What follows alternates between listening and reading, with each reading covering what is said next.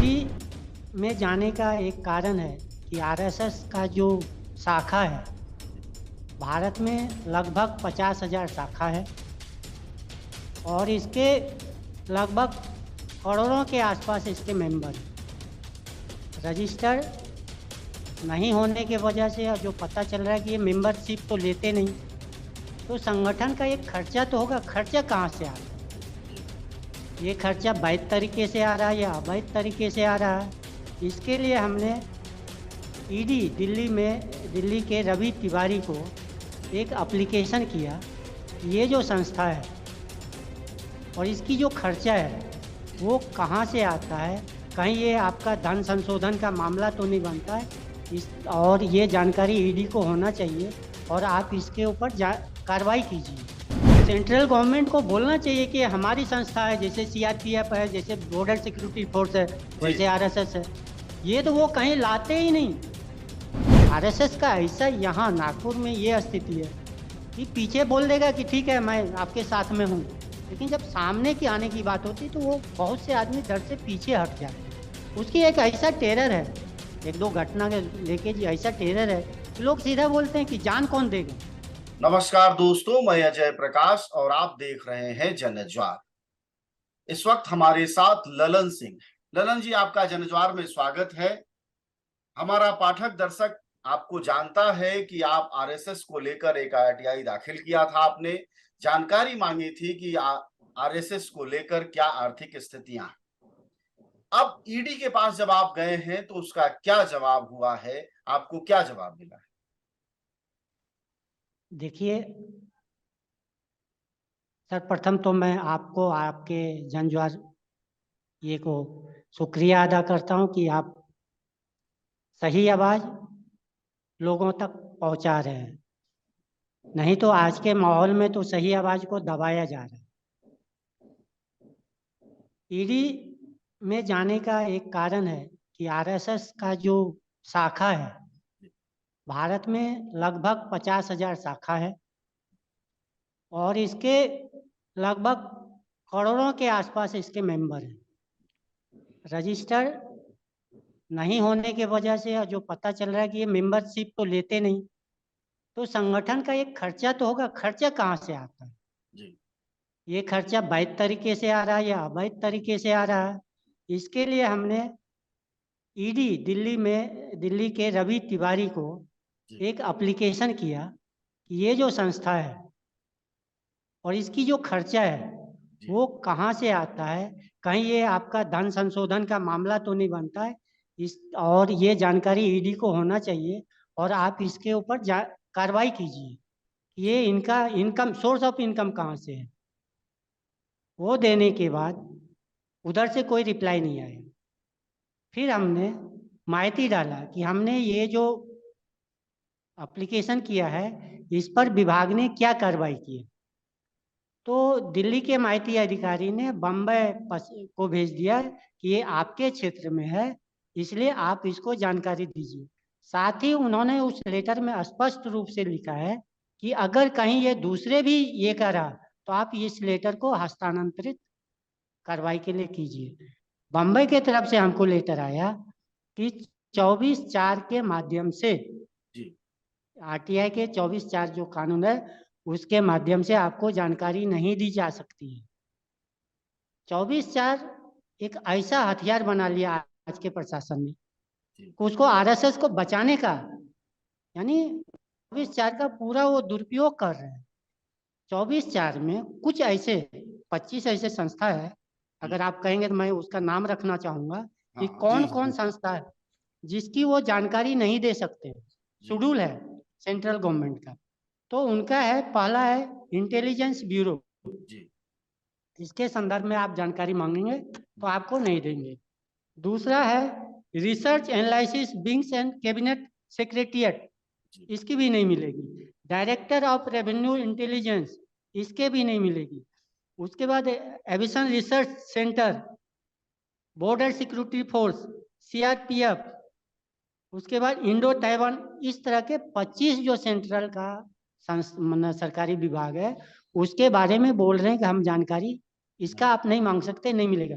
लेकिन इसमें भी एक चीज दिया है कि अगर इसमें कहीं मानव अधिकारों का हनन हो रहा हो, या कहीं गबन भ्रष्टाचार हो रहा हो, या मामला अगर जनहित से जुड़ा है, तो आप दे सकते हैं।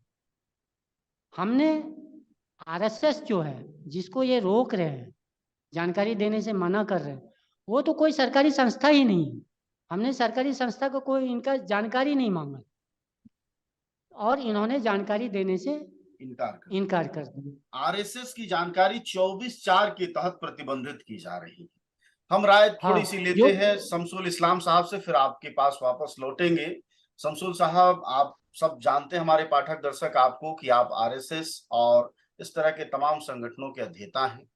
ये 24/4 के तहत जिस तरह से बार बार ललन सिंह को मना किया जा रहा है आरटीआई में, क्या अघोषित तौर पर आरएसएस भी भारत सरकार की एक ऐसी संस्था हो गई है जिसके खुलासे करने पर देश में खतरा आ जाए? ललन जी, बहुत आपका धन्यवाद मैं करता हूं, बहुत शुक्रगुजार हूं। ये देश आपका ऋणी रहेगा हमेशा कि आप ये सारे सवाल उठा रहे हैं, जो बदकिस्मती से आरएसएस से लड़ने वालों ने नहीं उठाए कभी भी। अगर ये उठाए जा रहे होते आजादी के बाद से, तो आज बहुत बहुत धुंध जो है वो छट चुकी होती। तो खैर देखिए, ये 24 जो है, धारा 24, उसमें आरएसएस का नाम तो नहीं है जी? नहीं है ना, नहीं है ना ललन जी? लेकिन नहीं है जी, कुछ अफसरों ने वो अपने आप ये तय कर दिया है कि आरएसएस भी उसमें है। ठीक है, तो इसको आप जैसे लोग ये चुनौती देंगे, मुझे पूरा यकीन है आप अकेले भी रह जाएंगे तब भी आप चुनौती देंगे। हालांकि अब ये जो आप सारी बात बता रहे हैं और जन ज्वार के माध्यम से जो पता लग रहा है, बहुत लोग आपके साथ आएंगे। आप जिस शहर में रहते हैं वहां पर बहुत लोग आपको मिलेंगे, उसकी आपने बिल्कुल फिक्र करने की जरूरत नहीं है। और अब कोई नहीं रहेगा तो एकला चलेंगे हम सच के लिए, ये सच है। ललन जी, आपके मन में यह सवाल बार बार उठता होगा कि जो संगठन भारत सरकार द्वारा एक नहीं, दो नहीं, 3 बार प्रतिबंधित किया गया अलग अलग समय में, वह कैसे भारत सरकार की उस क्लॉज में आ जाता है जिसकी आरटीआई के तहत जानकारी नहीं दी जाती? देखिए, मौजूदा जो सरकार है, अगर आप देखें तो आरएसएस का जो स्वयं सेवक है, इन्हीं की सरकार है। मुखिया से लेके मंत्री तक आरएसएस के स्वयं सेवक ही वहां बैठे हुए हैं। और जब सत्ता में वो बैठे हैं, तो प्रशासन वो जानकारी देने के लिए सत्ता के दबाव में साफ इनकार कर रहे हैं। जो संगठन सेंट्रल का नहीं है, उसको भी सेंट्रल का संगठन मान के इनकार कर दिया कि ये जानकारी हम नहीं दे सकते। अब इनके थोड़ा सा काम करने के तरीके देखिए। अगर आप देखेंगे, किसी आदमी के पास अगर 6 इंची का चाकू मिल जाए तो बोलता है कि आप इलीगल वेपन रखे हो, उसको अंदर कर रहा है। लेकिन विजयादशमी के दिन वही आरएसएस शस्त्र पूजा के नाम पर आधुनिक से लेके पुरातन के हर हथियार की पूजा करती है। उसका कोई लाइसेंस नहीं, उसके ऊपर कोई पूछने वाला नहीं है। देश में लाखों जगह, देश में, ये सिर्फ नागपुर में नहीं, देश में लाखों जगह होने लगा है वो। जी हाँ, धीरे धीरे इसको उन्होंने डेवलप करके ज्यादा बढ़ा दिया है। अब प्रभात फेरी वो लेते हैं। पुलिस प्रशासन, जो संगठन रजिस्टर नहीं है, वो बिना परमिशन का, या परमिशन कैसा प्रभात फेरी, इनके जो मेंबरशिप वो डिक्लेयर नहीं है। ललन जी, हम आप पर वापस आएंगे। एक तकनीकी जानकारी क्लियर कर लेते हैं, चूंकि लंबे समय से अध्ययन कर रहे हैं शमसुल साहब। क्या आरएसएस वाकई कहीं रजिस्टर्ड नहीं है? शमसुल साहब, छोटा सा एक जवाब। नहीं, कहीं नहीं है। आप आरएसएस की वेबसाइट पर चले जाइए ना। आरएसएस की वेबसाइट पर यह है कि जो हमारे यहाँ आता है वो हमारा मेंबर है, लेकिन हम उसका कोई हिसाब नहीं रखते हैं। देखिए, ये तो अजय भाई, ये तो उसके खुले संगठन का है। उसके अलावा जो गुप्त संगठन है, उसके बारे में उनकी जो किताब है परम वैभव के पथ पर, जो उनके एक बड़े आरएसएस के आदमी ने लिखी जब अटल बिहारी वाजपेयी प्राइम मिनिस्टर बने थे, और उसका एक आया, मैं ललन जी को वो किताब भेजूंगा, उसके बाद उन्होंने गायब कर दी। उस किताब में लिखा है कि हमारे बहुत सारे गुप्त संगठन हैं, जैसे कि हिंदू जागरण मंच, इस तरह के दूसरे, या हिंदू मुनानी, या हिंदू एकता, इस तरह के 20 संगठन है जो हम बनाते हैं, जिसमें कोई कोई संविधान नहीं होता। लेकिन मजे की बात यह है, जो गुप्त संगठन बनाते हैं, खुले संगठन के भी कोई मेंबरशिप नहीं है। देखिए, मैं अपना अपना अपना व्यक्तिगत अनुभव आपको बताता हूँ। मैं जो बोलता हूँ, एक तो मेरा नाम शमसुल इस्लाम है, जिस पर मेरी कोई चॉइस नहीं थी, है ना। मेरा नाम शमसुल इस्लाम है, वो तो मेरे से किसी ने पूछा गया। अगर मेरे से कोई पूछा जाता तो मैं कहता कि भाई ये मुझे अडानी अंबानी के परिवार में किसी के यहाँ पैदा करवाइएगा, लेकिन मैं सरदार बेगम के यहाँ पैदा हो गया। और मैंने जब ये काम करना शुरू किया तो उसके बाद सबसे बड़ा सवाल उठा कि साला मुसलमान और ये कटमुल्ला, ये कटवा, क्या क्या क्या क्या बोलते थे, और मुझे वो भेज देते थे। नहीं, अभी भी टिप्पणियों में यही सब आता है। जी। तो वो जो है वो भेज देते थे, ये नोटिस आ जाते थे मुझे, मतलब आरएसएस का कोई वकील है, कोई ये है, कोई वो है, तो सारे देश से आते रहते थे। तो मेरे दोस्त वकील हैं, मैं उनका एहसानमंद हूँ। प्रशांत भूषण जी हैं, प्रशांत हुसैन है, अपना एनटी पंचोली जी जो हैं। तो मैं क्या करता था कि वो आते थे कि आपने आरएसएस की बहुत बेइज्जती कर दी, उसका अपमान कर दिया। तो मेरी जो किताब है आरएसएस को पहचाने, ये आरएसएस, ये सिर्फ उनके दस्तावेजों पर आधारित है, ये देश की हर भाषा में उपलब्ध है। इसका एक कॉपी लगाकर मैं भेज देता था, और हम ये लिखते थे कि आपको मेंबरशिप नंबर क्या है आरएसएस का, वो बताइए।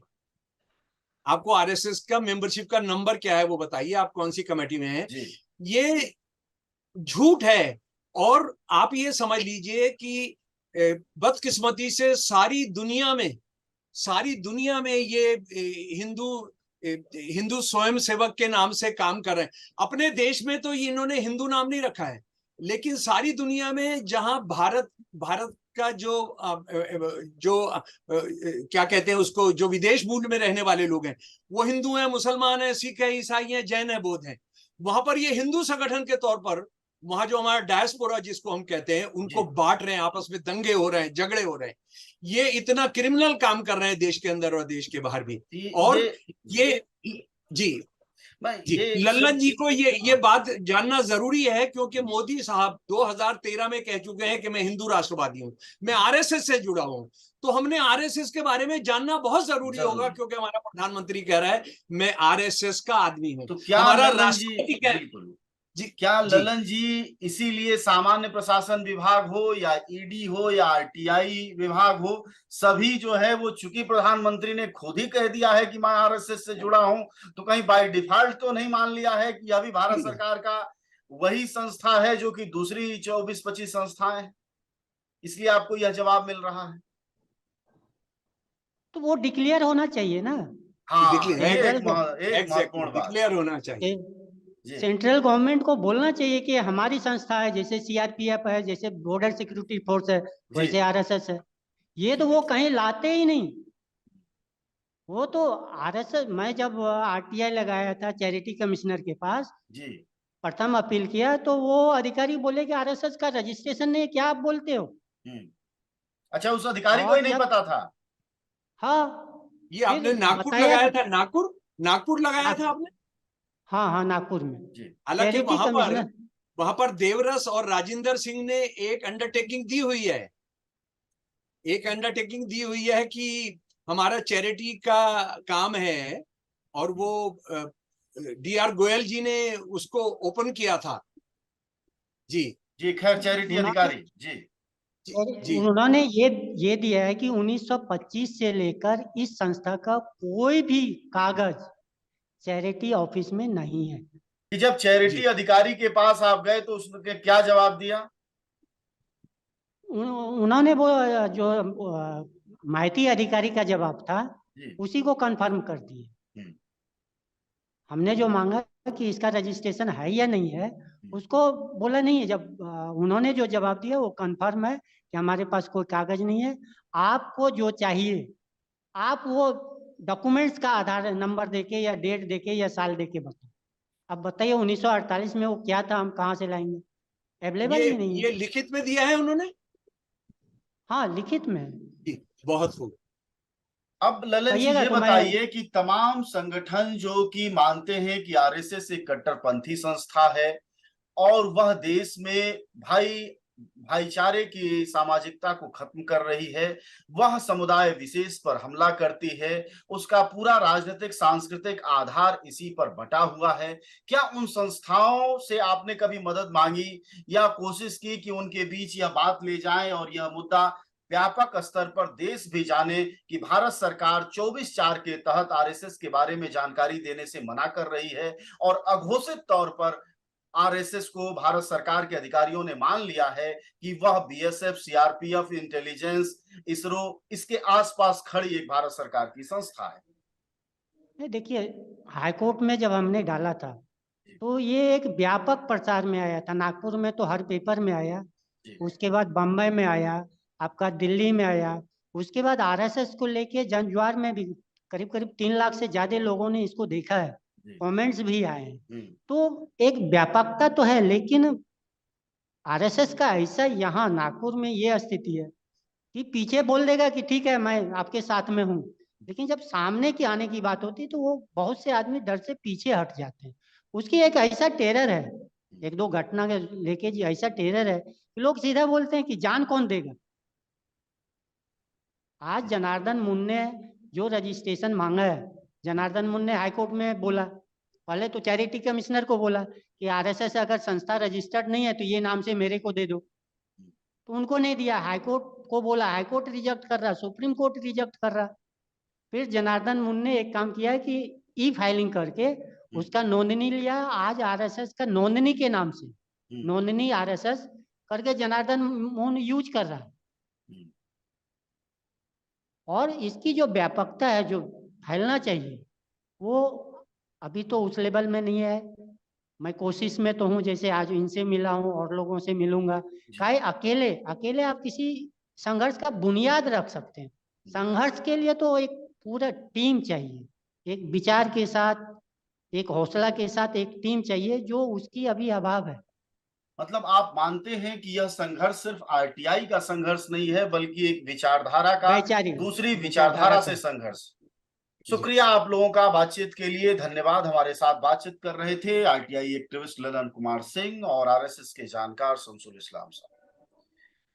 ललन कुमार सिंह ने बहुत साफ तौर पर कहा कि भारत सरकार या भारत सरकार से जुड़े अधिकारियों ने अघोषित तौर पर यह घोषित कर दिया है कि आरएसएस 24/4 के अंतर्गत आने वाली वह संस्था है जिसमें सीआरपीएफ, इसरो, बीएसएफ या भारत सरकार के वह गुप्त संगठन आते हैं जिनकी जानकारी आरटीआई में नहीं दी जाती है। सवाल यह है कि अभी भारत हिंदू राष्ट्र घोषित नहीं हुआ है, आरएसएस का मंत्रालय में कोई भागीदारी सीधी नहीं बनी है, बावजूद इसके यह चलन शुरू हो गया है। तो क्या जो आलोचक कहते हैं वह बात सच मान ली जाए कि भारत में हिंदू राष्ट्र की शुरुआत हो चुकी है, सिर्फ उसे 2024 के बाद घोषित होना है। आप सब जानते हैं कि जनज्वार का खर्च आपके जनसहयोग की बदौलत चलता है। आप भी जनसहयोग में शामिल हो और आजाद और स्वतंत्र पत्रकारिता को बनाए रखने के हमारे इस महाअभियान में शामिल हो। हमें इंतजार रहेगा आपके सहयोग का, क्योंकि आपका सहयोग ही हमारी मजबूती का सबसे ताकतवर रास्ता है। धन्यवाद साथी।